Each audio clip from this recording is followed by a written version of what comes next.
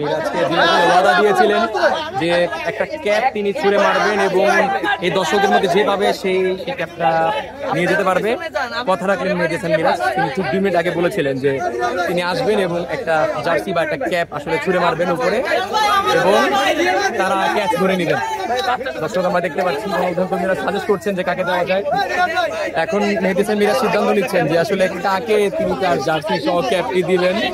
মেহেদী হাসান মিরাজ কি সিদ্ধান্ত নেয় সেটাই এবার দেখার বিষয়। টাটার উত্তেজনা, একজন অলমোস্ট হাতটা বাড়িয়ে দিয়েছেন, নিবেন এবার মিরাজ সিদ্ধান্ত নেবেন যে তিনি থ্রো করলেন। মিরাজ থ্রো করলেন, দ্য লাকি উইনার। মিরাজ চলে গেলেন, তার বসে তিনি তার কথা রেখেছেন, একজনকে তিনি আসলে দিয়েছেন। আমরা জানতে চাইবো যে কে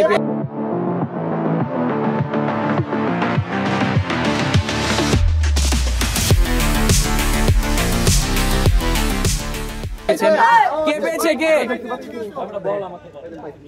দর্শক আমরা দেখবো যে লাকি পারসন যিনি আসলে মেহেদী হাসান মিরাজের সেই জার্সিটা পেয়েছে। আমরা একটু আপনাকে দেখতে চাই, আসুন ভাই একটু সরেন না। বিজয়ী এক দর্শক দেখা যাচ্ছে, বিজয়ী দর্শক তিনি আসলে নিজে সেই জার্সিটা পরিয়ে এসেছেন। কেমন লাগতেছে? হ্যাঁ ভালো লাগতেছে, ভালো লাগছে। কি নাম ভাই? ভাই কি নাম আপনার?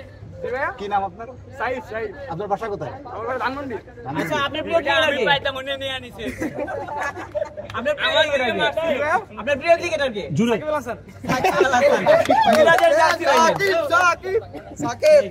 আজকে আমরা দেখলাম যে সাকিব আল হাসানের ভক্ত তিনি আসলে হয়েছেন বিজয় মেহেদী হাসান মিরাজের থ্রো করা সেই টি-শার্টটি পরে তিনি চলে যাচ্ছেন। আমরা দেখতে পাচ্ছি 53 মেহেদী হাসান মিরাজ দা লাকি উইনার। এবং সবচেয়ে মজার বিষয় হচ্ছে মিরাজ কথা দিয়েছিলেন যে তাকে জার্সিটা উপহার দিবেন, কিন্তু প্রথমে তার গায়ে জার্সিটা খুলে দেওয়ার মতো অবস্থায় তিনি ছিলেন না, তাই তিনি একবার ড্রেসিং রুমে, এই যে ড্রেসিং রুমের ভিতরে গেলেন, এরপর আবার ফিরে আসলেন, ক্যাপ সহ সেই জার্সিটা দিলেন এবং একজন উইনার পেয়ে গেছেন যিনি কিনা সাইফ হাসানের ফ্যান এবং সাকিব আল হাসানের ফ্যান।